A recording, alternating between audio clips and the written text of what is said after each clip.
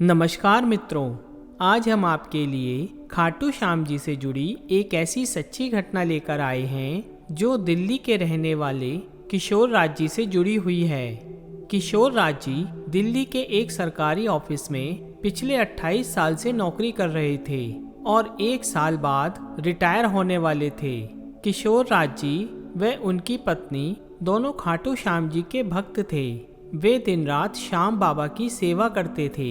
किशोर राज जी दिल्ली में श्याम प्रेमी मंडल के सक्रिय सदस्य थे। वह खाली समय में मंडल के कार्य में सहयोग करते थे।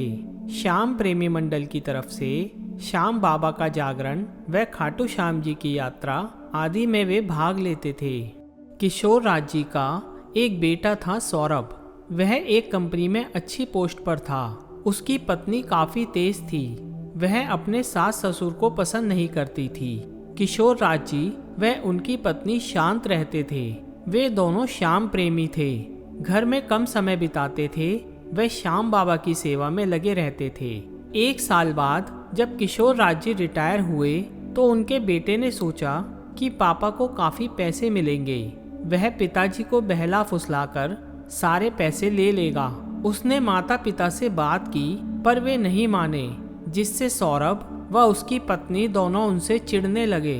किशोर राज जी अब घर में कम पैसे देते थे क्योंकि उनकी पेंशन आती थी, जिससे घर का बोझ सौरभ के कंधों पर आ गया था।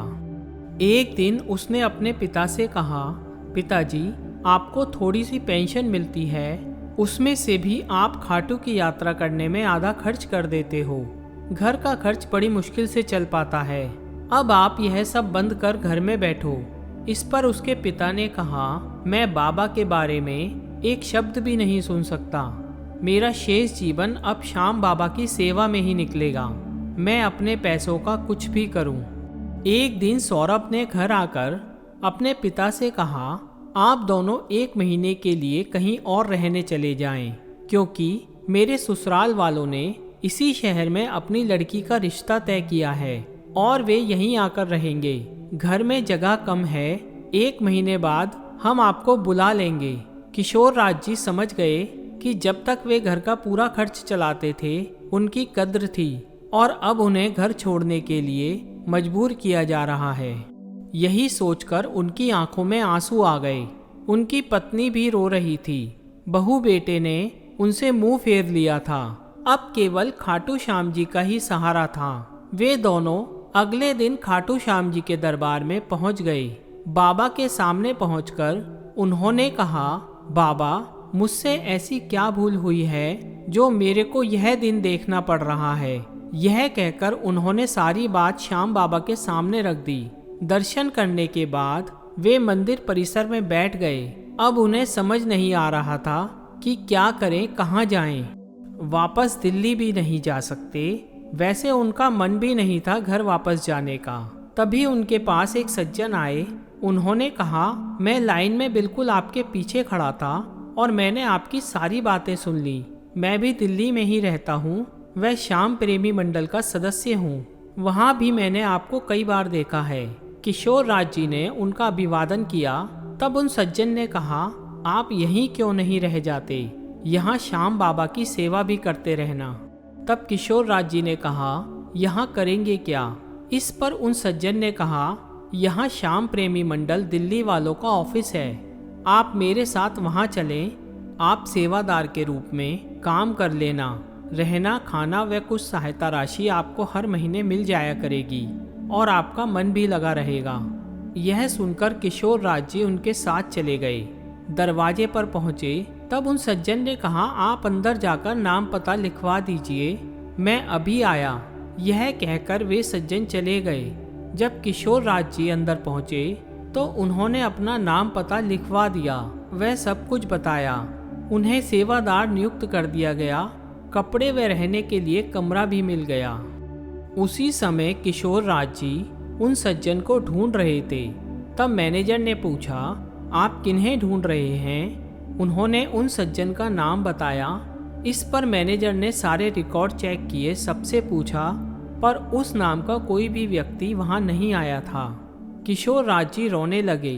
तब उनकी पत्नी ने पूछा, आप क्यों रो रहे हैं? तो उन्होंने कहा, श्याम बाबा मेरा सहारा बनकर आए और मुझे अपनी सेवा का रास्ता दिखाकर चले गए। मैं उन्हें पहचान भी नहीं पाया। वे स्वयं चाहते हैं कि मैं यहीं रहूं। इस तरह वे सेवा करने लगे। एक दिन एक व्यक्ति ने उनसे आकर कहा, आपके घर से कोई आया है, आप ऑफिस में चले जाइए। किशोर राज जी ने जाकर देखा तो उनका बेटा बहू अपनी माँ के चरणों में बैठे रो रहे थे। किशोर राज जी को गुस्सा तो बहुत आया, पर उनकी पत्नी ने कहा, इसकी नौकरी चली गई। वह जिस शादी के लिए इसने हमें घर से निकाला था वह भी छूट गई। इसी कारण इसकी ससुराल वालों से भी लड़ाई हो गई। अब हमारे सिवा इसका कोई सहारा नहीं है। तभी सौरभ ने अपने पिता के पैर पकड़ लिए और कहा, जिस दिन से आप घर से गए हैं सब कुछ चला गया। मुझे ऐसा लगा जैसे श्याम बाबा का हाथ मेरे सर से हट गया। मुझे माफ़ कर दीजिए, मैं काफ़ी दिनों से आपको ढूंढ रहा था। एक दिन श्याम सेवा मंडल से एक सज्जन मेरे पास आए और उन्होंने यहाँ का पता बताया। जो नाम सौरभ ने बताया उसे सुनकर किशोर राज जी ने कहा, खुद श्याम बाबा गए थे तुझे मेरा पता बताने और मुझे भी यहाँ तक उन्होंने ही पहुँचाया है। आगे किशोर राज जी ने कहा, माफ़ी मांगनी है तो श्याम बाबा से मांग, उनके दर्शन करके आ। पूरे परिवार ने श्याम बाबा के दर्शन किए। सौरभ अपने माता पिता को लेकर दिल्ली आ गया। कुछ समय बाद उसे नौकरी भी मिल गई। श्याम बाबा की कृपा इस परिवार पर बरसने लगी। ऐसी कोई मुश्किल नहीं जिससे श्याम बाबा अपने भक्तों को ना निकालें। मित्रों, आपको ये वीडियो कैसी लगी हमें कमेंट बॉक्स में ज़रूर बताएं और साथ ही हमारे चैनल कथा अमृत को सब्सक्राइब करें। जय श्री श्याम।